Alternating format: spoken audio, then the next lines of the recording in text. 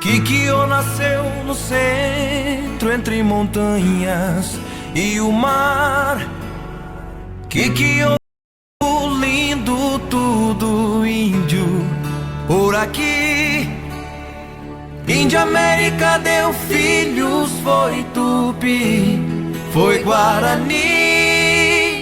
Kikyo morreu feliz, deixando a terra para os dois. Guarani foi pro sul, Tupi pro norte, e formaram suas tribos, cada um do seu lugar. Vez em quando se encontravam pelos rios da América e lutaram juntos contra o branco em busca de servidão. E sofreram tantas dores acuados no sertão. Tupi entrou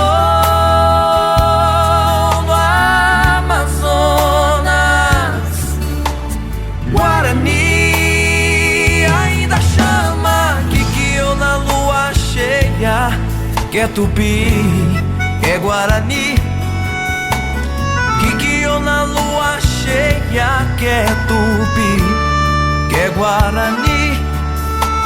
Kikyo na lua cheia. Quer Tupi, quer Guarani.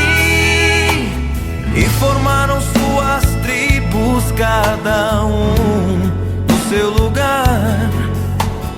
Vez em quando se encontravam pelos rios da América e lutaram juntos contra o branco em busca de servidão. E sofreram tantas dores acuados no sertão. Tupi entrou